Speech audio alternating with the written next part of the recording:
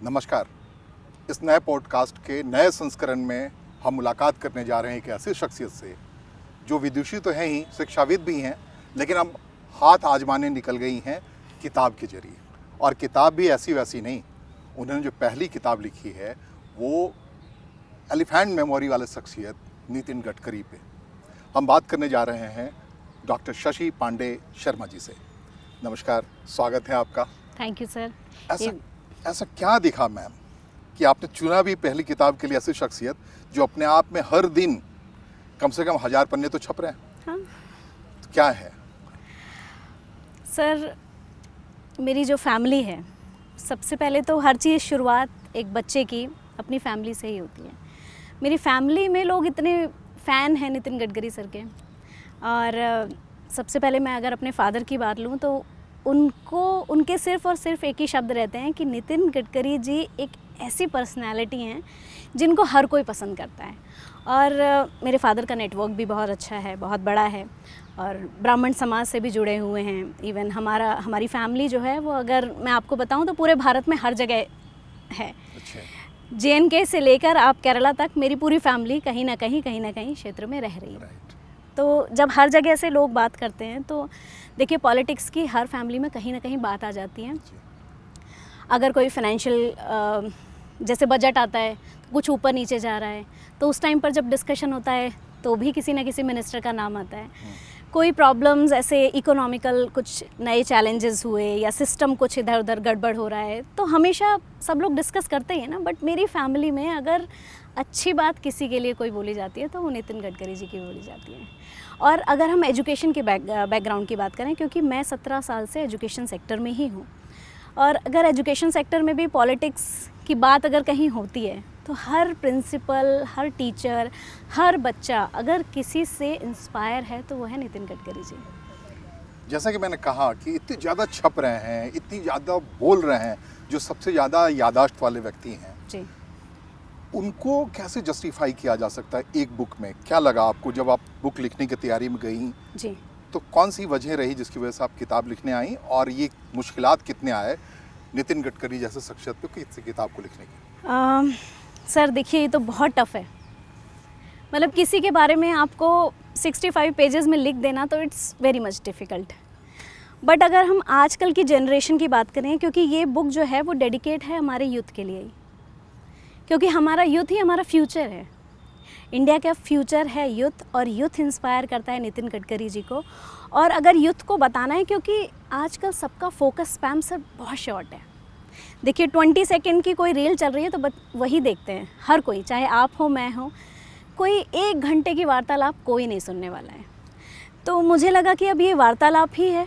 Book में किसी के बारे में आप लिख रहे हैं तो कैसे लिखेंगे, कितने शॉर्ट टाइम में क्या चीज़ें बता पाएंगे? तो सर मैंने यही सोचा कि अगर हम किताबों के बारे में बात कर रहे हैं तो 65 पेज की एक कॉफ़ी टेबल बुक बनानी चाहिए, जिसमें पिक्चर्स होनी चाहिए और छोटा सा उनके बारे में डिस्क्रिप्शन होना चाहिए। हमने शुरुआत करी इंट्रोडक्शन से, फिर हमने शुरुआत करी प्राइम मिनिस्टर, जो कि हमारे भारत के लिए इस टाइम पर हर जगह जाने माने हैं। सभी लोग उनको बहुत पसंद करते हैं, इंस्पायर करते हैं। वो किसी भी देश में चले जाएं, आज भारत का सिक्का हर जगह बोल रहा है, भारत का नाम है। उनकी और गडकरी सर की जो दोनों की एक डायनेमिक ड्यूज़ हैं, उसके बारे में हमने बात करी, डिस्कस किया सर। ये केमिस्ट्री जो करी आपने, जी, लेकिन जी। आपने तो सबसे बड़ा जो जिसको कहते हैं कि बम शेल आपने डाला, हाँ। कि आपने नितिन गडकरी साहब को सारा श्रेय दे दिया कि मॉडर्न आर्किटेक्ट ऑफ इंडिया। और कई लोग कह रहे हैं कि अब जब से आज़ादी हमने पाई है, किसी ने नेहरू को कहा, किसी ने राजीव गांधी को कहा, किसी ने अटल बिहारी वाजपेयी को कहा, इससे पहले किसी ने डॉक्टर मनमोहन सिंह को कहा, और अब आप कह रही हैं कि Nitin Gadkari modern architect of India है। ये कैसे, इस टाइटल पर कैसे आई हैं आप? सर देखिए, बातें तो बहुत होंगी। बातें वही होती हैं जो अच्छी होती हैं, या बेकार होंगी या अच्छी होंगी। और रिसर्च के बाद और इस बुक को अनवील करने के बाद मुझे अभी तक किसी ने कहा नहीं है कि मैंने गलत टाइटल चुना है। आई नो सर, जब मैं इस किताब का टाइटल जब उस पर वर्क कर रही थी तो सबसे पहले हमने इसका टाइटल दिया था स्पीड इंडिया। स्पीड इंडिया का टाइटल देने के बाद मुझे थोड़ा सा ऐसा लगा कि बहुत कमी है, कहीं ना कहीं तो कुछ ऐसा गलत है, मतलब कुछ ऐसा मुझे और कुछ करना चाहिए। तो मैंने बहुत सोचा कि मैं अपने आप फिर से फैमिली पे ही आती हूँ सर, कि हमारे सब लोग फैमिली के रिलेटिव सब लोग बहुत अलग अलग जगह पर रहते हैं, तो सबका कम्यूट करना कितना इजी हो गया। और हर जगह पे रोड्स बन गए, हाईवेज़ बन गए। पहले हाईवेज़ होते थे कैसे? 90s का भी अगर हम दौर लें तो हाईवेज़ तो मेरे ख्याल में शायद एक नई इनोवेशन आई जब हमारे गडकरी सर ने ज्वाइन किया। PWD एक नया डिपार्टमेंट स्पेशली उन्हीं के लिए बनाया गया और उन्हीं को ही इसका ज़िम्मा दिया गया और उन्होंने इसमें बहुत इनोवेशन किया। तो जब किताब कोई लिखते हैं, जैसा कि हम समझ रहे हैं जी, तो कुछ हिस्ट्री की बातें होती हैं, जी। कुछ पास्ट की बातें होती हैं, जी। जैसा आपने फ्यूचर की बातें कर दी। जी, तो पास्ट को आपने जब निकालने की कोशिश की, इस जी। किताब में आपने जाहिर तौर पर डाला है, जो जी। आप कह रही हैं PWD डिपार्टमेंट उनके लिए बना, जी। तो क्या खासियत थी जिसको कि आपने इस किताब में शामिल किया है? उनके पास्ट इतिहास के बारे में कितना खंगाला और क्या कुछ डाला है इसमें? तो सर अगर हम पास्ट की बात करें तो नितिन गडकरी जी सर ये कहते थे कि मैं पहले चूना लगाने का काम करता था दीवारों में पार्टी के लिए, और जब ये इमरजेंसी आई थी उस टाइम से सर पार्टी में इन्वॉल्व हुए थे। उसके बाद वो इसमें डीपली इन्वॉल्व होते गए, क्योंकि वो ये कहते हैं कि मुझे अभी तक जो मिला है मेरी औकात और मेरी हैसियत से ज़्यादा मिला चूना है। लगाना मतलब wall writing? Wall wall sir writing. उनकी राइटिंग अच्छी नहीं थी। हाँ जी, अच्छे। तो उसे जब भी कलर कुछ कर भी दिया, कोई कुछ कर भी दिया लिख- होता होगा, ये फिर उसे कलर कर देते होंगे। सर कुछ भी लिखना होता है तो जी। उसके नीचे वाइट करते हैं ना पहले। ओह, तो वो कहते थे मेरी राइटिंग अच्छी नहीं थी, मैं लिख भी नहीं सकता था इतना अच्छा। तो मैं चूना लगाता था, फिर उसके बाद कोई और उस पर ग्राफिक लिखता था, ठीक है। फिर उसके बाद उनको वो पोस्टर लगाते थे, तो सीढ़ी होती थी, उससे वो चढ़कर ऊपर ऊपर हर जगह पोस्टर लगाते थे। मतलब उनकी आप सोचिए लाइफ की जो जर्नी, जो एज अ कार्यकर्ता, वो कहते हैं कि कार्यकर्ता, मैं अपने आप को हमेशा कार्यकर्ता कहूँगा। मैं मंत्री था, कल को नहीं रहूँगा, मुझे कोई फ़र्क नहीं पड़ता, बट मैं कार्यकर्ता हूँ और हमेशा कार्यकर्ता रहूँगा। एक prime minister, ex prime minister बन पास्ट सकता में है। आपने क्या क्या डाला अपनी किताब में? किताब में सर उनकी मैंने अभी तक की शुरुआत से लेके आज तक की उनकी अचीवमेंट्स। शुरुआत के कौन कौन से हिस्से हैं इसमें? सर ABVP से जैसे उन्होंने शुरू किया, जी। वो संघ से बहुत ज़्यादा जुड़े हैं, क्योंकि हम सभी को पता है कि संघ की जो शुरुआत हुई थी वो नागपुर से, उसका हेड ऑफिस भी नागपुर में है। और जब वो संघ से जुड़े, उनकी मदर संघ से जुड़ी हुई थी, उनकी मदर ने संघ के लिए काम किया है, तो शुरुआत से उन्होंने अपनी फैमिली की इन्वॉल्वमेंट संघ में देखी है। तो जो एक उनका पर्पस था नेशन को सर्व करना, एक अच्छे लेवल पे काम करना, वो चीज़ें मुझे बहुत पसंद आई और वो चीज़ें इसमें डाली हैं। नट शेल में अगर बच्चे पढ़ेंगे तो उनको पता चलेगा कि कहाँ से हम अगर ग्राउंड से शुरू करते हैं और आज अगर किसी ने अचीव किया है, जैसे हम अब्दुल कलाम जी की भी बात करते हैं कि वो उनके पास अपनी लाइट भी नहीं होती थी, वो स्ट्रीट लाइट के नीचे पढ़ते थे, हैं? तो ऐसे ही गडकरी सर ने शुरुआत भी तो हमेशा कहीं ना कहीं बेसिक पॉइंट से ही होती है। जी जी, लेकिन आपको लगता है ये 64 पेजेस, 65 पेजेस, जी, चलिए जी। एक पन्ना और बढ़ा दिया, हाँ, क्योंकि ये एक पन्ना इस जो शख्सियत की जी जो बातें हैं, जिसको बार बार मैं कह रहा हूँ, जी समेटना आसान तो नहीं रहा होगा? बिल्कुल भी नहीं सर। देखिए अब हम उनकी बात कर रहे हैं, बट हम उनको इतना पसंद करते क्यों हैं? यंग जनरेशन को हम बताएंगे कि वो बहुत अच्छे मिनिस्टर हैं, बहुत अच्छा काम किया है, काम क्या किया है हम कैसे बताएंगे?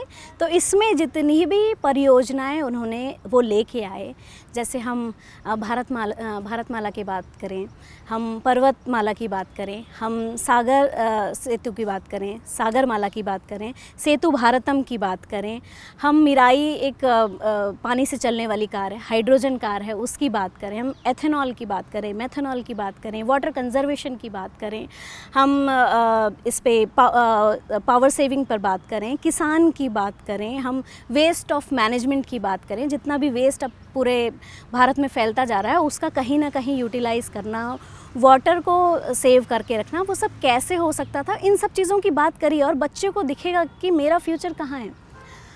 अगर वो हाइड्रोजन की प्रोडक्शन की बात कर रहा है, अगर वो एनर्जी प्रोडक्शन की बात कर रहा है, तो वो सब चीज़ें कैसे होंगी, कैसे वो इनोवेशन लेके आए, कहीं किसी ने तो सोचा होगा ना। सर आप जब छोटे थे या हम जब अपनी फैमिली में बात करते थे कि हमें गाड़ी लेनी है, मुझे स्कूटी लेनी है, या आपने भी अपने फादर से कहा होगा पापा मुझे बाइक चाहिए, तो आपके फादर ने कहा होगा ना कि पेट्रोल कहाँ से डलेगा, पानी से चलेगी क्या गाड़ी? तो सर आज पानी से गाड़ी चल रही है ना। एक आपने तो वैसे काफ़ी ट्यूबल बुक निकाला जी, ये मोटे तौर पे कहा जाता है एक PR एक्सरसाइज है ये, जी। किसी के लिए। जी लेकिन जब किताब लिखने कोई जाता है तो बहुत सारे आलोचनात्मक पहलू भी सामने आते हैं किसी शख्सियत में। जी। तो क्या कहीं किताब में उन सब चीज़ों को कहीं जगह मिली है या फिर बिल्कुल भी नहीं सर, आपने दी ही नहीं? दे ही नहीं सर, क्योंकि मुझे लगता है कि उसकी जगह है ही नहीं कहीं। देखिए, बोलने के लिए तो लोग बहुत कुछ बोलेंगे, जैसे अभी जो रोड उनके अंडर आता ही नहीं है, जो हाईवे उनके अंडर आता ही नहीं है, जो स्टेट के अंडर में आता है, जिसका कंस्ट्रक्शन उन्होंने किया ही नहीं है, उसका भी पर्चा उनके नाम पे फट जाता है।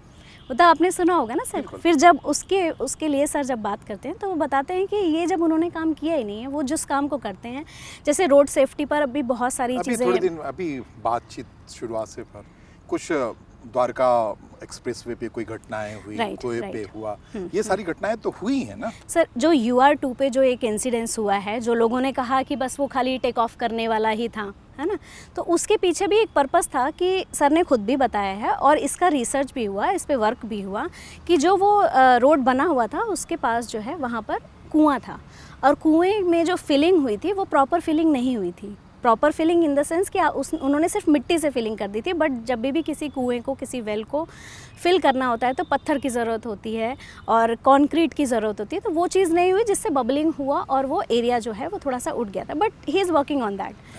और बहुत सारे प्रोजेक्ट इस दौरान ऐसे आए हैं इस मॉडर्न आर्किटेक्ट ऑफ इंडिया के हाथों से बने हुए, जी, जो इम्प्लीमेंट होने में, व्यावहारिक होने में बड़ी दिक्कत आई है और काफ़ी समय लगा है। जी। इन सबको तो नहीं शामिल किया होगा ना? बिल्कुल भी नहीं किया सर, बिल्कुल भी नहीं। ये बड़ा कन्विंसिंग वाला मामला है। एक लेखक जी। जब इतना कन्विंस है कि मुझे जी। एक पक्ष किस पहलू को उभारना है, जी तो आपने सर, उस बुराइयां convincing- तो देखिए सब में Right, होती right, हैं। right. बुराइयां भी नहीं कहूँगी, मतलब जिस चीज़ पे उनका कंट्रोल नहीं है, जैसे हम रोड सेफ्टी की बात करें, लोग कहते हैं कि बहुत सारे ब्लैक स्पॉट हैं, बट आप सोचिए कि वो एक्सीडेंट्स क्यों हो रहे हैं, उनकी स्पीड क्या रही होगी, उन्होंने कितना जो भी व्हीकल चलाने वाला था उसकी क्या कंट्रोलिंग थी। अगर वो ओवर लिमिट पर चलाएगा तो सर ऑब्वियसली ना कंट्रोल तो आउट ऑफ द कंट्रोल होगा ही होगा कई कहीं ना बार कहीं। लगता है मैम कि जब हम नितिन गडकरी की बात करते हैं तो हम सिर्फ PWD और सड़कें और इसकी बात करते हैं, जी लेकिन पहलू और भी है, राजनीतिक पहलू है। वो भारतीय जी। जनता पार्टी के अध्यक्ष रहे हुए हैं, राष्ट्रीय अध्यक्ष, जी। उन सबको आपने इसमें शामिल किया है क्या? सर, राष्ट्रीय अध्यक्ष रहे, वो इसको मैंने जोड़ा है इन सब चीज़ों में, इसमें पूरा उनका पॉलिटिकल जो लाइफ था वो सबको इसको इन्वॉल्व किया है। इन्वॉल्व किया है। जी जी जी फिर जी। एक पत्रकार के नाते मैं कहता हूँ, क्या उनका कार्यकाल जी। भारतीय जनता पार्टी के अध्यक्ष के तौर पर और बीच में ही उनको हटना पड़ा, जी। बहुत सारे एलिगेशन लगे, जी, जी, उन जी। सब का भी जिक्र है क्या?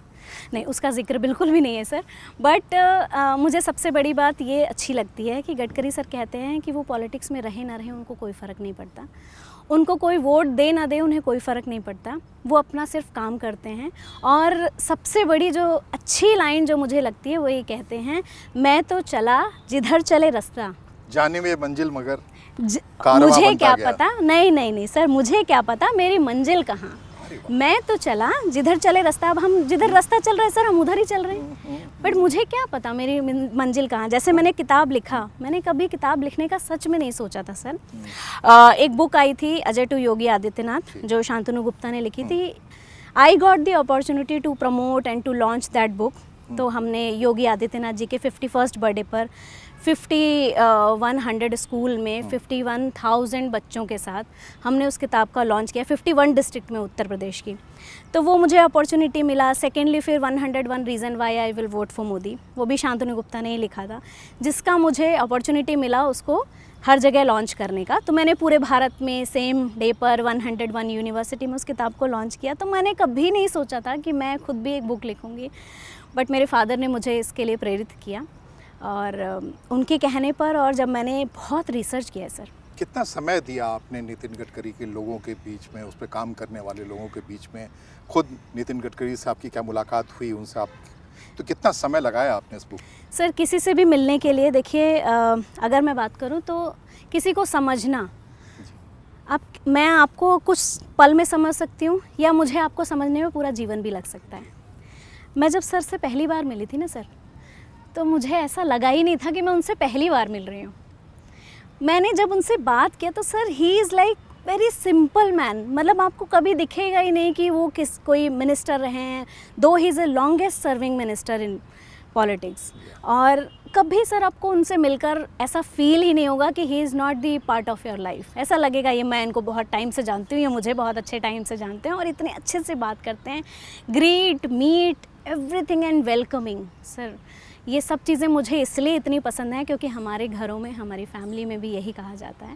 और सबसे बड़ी बात मुझे उनकी बहुत अच्छी लगती है कि घर आया मेहमान, चाहे मैं उसको 2 मिनट का समय दूं या 1 मिनट का समय दूं, मैं उसको समय ज़रूर देता हूं। मेरे दरवाजे जो आया है मैं उसके लिए हमेशा खड़ा हूं। आप पेरेंटिंग पे बहुत बात करती हैं, टीवी देखा है कि यूट्यूब पे आपके जी जी जी शिक्षाविद हैं। जी। कभी आपने गडकरी साहब से ये जानने की कोशिश की कि उस बेमिसाल यादाश्त ताकत उनकी क्या, कहाँ से आती है, कौन सा काजू खाते हैं, क्या करते हैं? जी, क्या जी, ये जी। जानने की कोशिश की आपने कभी? सर देखिए, खान पान तो नो डाउट सबको पता है कि उनका बहुत अच्छा है। जी। और वो रात में जब सोते हैं तो सबसे पहले वो अगले दिन का ये मेन्यू तैयार करते हैं कि मैं अगले दिन क्या नया खाने वाला हूँ। ठीक है, तो खाने पीने तो उनका है, अच्छा ही है, बट नर्चरिंग की और परवरिश की बात करें तो उनकी मदर की आइडियोलॉजी जो थी वो संघ से शुरुआत से जुड़ी थी और समाज सेवा उन्होंने अपने घर से ही सीखा है। जो आज मैं हमसे अच्छे से बात करना, हमसे अच्छे से मिलना जुलना और हमें सबके लिए ह्यूमैनिटी की बात करना, मतलब एक अगर आपको दर्द हो रहा है कहीं तो मुझे कहीं ना कहीं फील होगा, वो चीज़ें उन्होंने अपनी मदर से सीखी। उन्होंने पेरेंटिंग वही होता है सर कि अगर किसी की नर्चरिंग या जो फैमिली से जो अच्छे वैल्यूज़ और एथिक्स मिले हैं तो फैमिली से ही मिलते हैं। बच्चा घर से सबसे पहले सीखता फिर मैं है। आता हूँ, यादाश्त कैसे उनकी इतनी तगड़ी है, इस पे कई बात हुई आपकी?